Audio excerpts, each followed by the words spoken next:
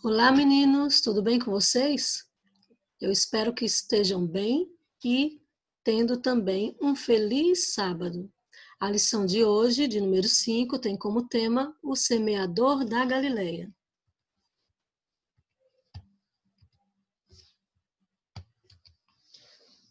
O verso para memorizar está em São João 6,63. O Espírito da vida. A carne não produz nada que se aproveite. As palavras que eu disse são espírito e vida. A mensagem central da nossa lição é: a graça de Deus é demonstrada a nós pelo dom de sua palavra. Agora é a hora da história. E a história bíblica de hoje está em Mateus 13, de 1 a 9. Naquele mesmo dia, Jesus saiu de casa e assentou-se à beira-mar. Reuniu-se ao seu redor uma grande multidão, que ele teve que entrar num barco e assentar-se nele, enquanto todo o povo ficou na praia. Então lhes falou muitas coisas por parábolas, dizendo: o semeador saiu a semear. Enquanto lançava a semente, parte dela caiu à beira do mar. À beira do caminho, e as aves vieram e comeram. Parte dela caiu em um terreno pedregoso, onde não havia muita terra, e logo brotou, porque a terra não era profunda. Mas quando saiu o sol, as plantas se queimaram e secaram, porque não tinham raiz. Outra parte caiu em espinhos, que cresceram e sufocaram as plantas. Outra ainda caiu em boa terra, deu boa colheita, a 100, 60 e 30 por 1. Aquele que tem ouvidos para ouvir, ouça. Essa história está em Mateus 13, de 1 a 9. A palavra de Deus é semente. Toda semente tem em si um princípio germinativo. Nela será contida a vida da planta. Do mesmo modo, a vida na palavra de Deus. Em cada mandamento, em cada promessa da palavra de Deus está o poder, sim, a vida de Deus. Aquele que, pela fé, aceita a palavra, recebe a própria vida e o caráter de Deus. Essas palavras estão no livro chamado Parábolas de Jesus, página 38, de Ellen White. A refeição da semente. Vocês já repararam que muitas coisas que nós comemos vêm das sementes?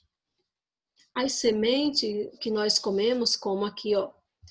O que nós temos aqui para representar a nossa alimentação? O amendoim, feijão, milho, lentilha. Qual tipo de alimento nós podemos preparar com amendoim?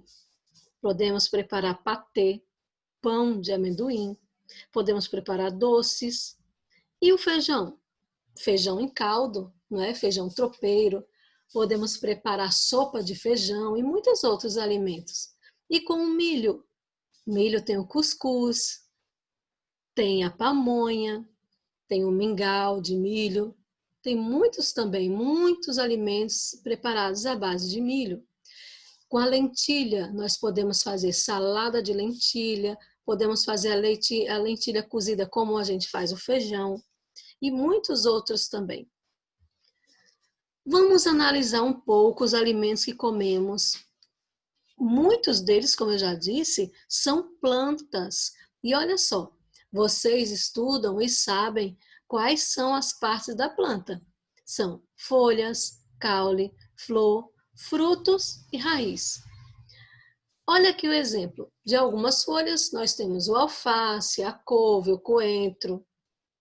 Caule, a cana, o palmito. Flor, couve-flor, hibiscos, flor de cebolinha. Frutos, tomate, manga, limão, uma variedade. E também algumas raízes. Você conhece outras raízes que a gente come? Sim, eu sei que você conhece. Tem a batata doce, o inhame, a macaxeira. Na opinião de vocês, por que Deus nos deu tantos tipos de alimento? E isso, ele nos deu tanto tipo de alimento para poder nós termos variedade. Nossa lição de hoje é sobre uma parábola que Jesus contou sobre sementes. Esta que eu li para vocês. Aprenderemos por que Jesus usou sementes como ilustração. Vamos descobrir que a mensagem de hoje é esta, ó. A graça de Deus é demonstrada a nós pelo dom de sua palavra.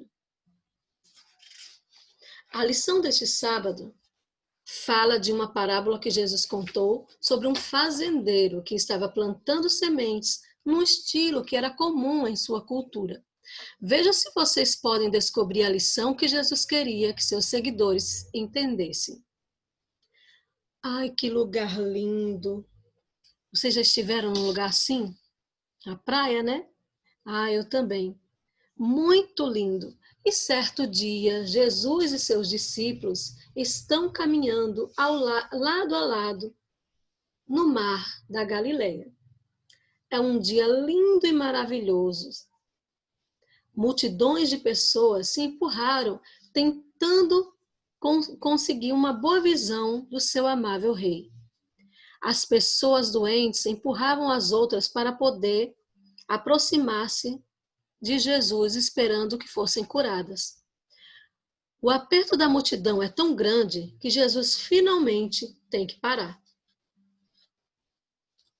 Ele fala com Pedro e João. Então, ele sobe no barco de pesca pertencente a eles. Vocês quase podem ouvir as pessoas reclamando, pensando que Jesus as está deixando. Mas ao invés de cruzar o lago, os discípulos se afastavam um pouco da margem e jogavam a âncora em águas rasas. Jesus olhando para a planície de Genezaré e nota um semeador trabalhando. Olha lá, Jesus ficou no barco porque tinha muita gente, a multidão era muito grande e ele ficou no barco de, não João, como eu falei, mas Pedro e André. Pedro e André estavam no barco, colocaram a âncora e Jesus ficou falando dali. Dali mesmo, Jesus pôde ver um homem trabalhando no campo. Ele apontou para o semeador e todas as pessoas que estavam de pé na praia viraram a cabeça e olham. E disse Jesus: instruí os voluntários a ler. Mateus 13, de 3 a 9, foi o que nós lemos. Na opinião de vocês, o que aqueles ouvintes sentiram quando Jesus contou a parábola do semeador? Por que o semeador jogava semente em todos os lugares, incluindo locais em que não cresceriam muito bem? Em Lucas 8:11 diz que a semente é a palavra de Deus. Na opinião de vocês, o que Jesus queria que eles entendessem sobre Deus nessa história? Ele joga sua semente em todos os lugares, sem se importar com o tipo de solo. Vamos repetir comigo a mensagem de hoje?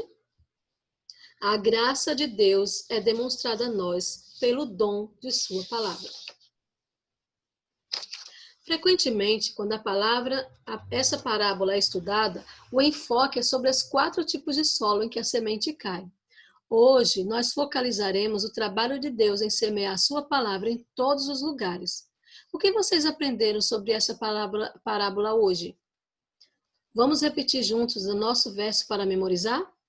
As palavras que eu vos tenho dito são espírito e são vida. João 6:63. Quanto tempo leva para que uma semente cresça e se transforme numa planta madura? Sim, levam alguns dias. Isso vai depender do tipo de semente, né, que você vai usar. Vocês conseguem se lembrar de alguma semente que cresce rapidamente para se transformar em plantas maduras?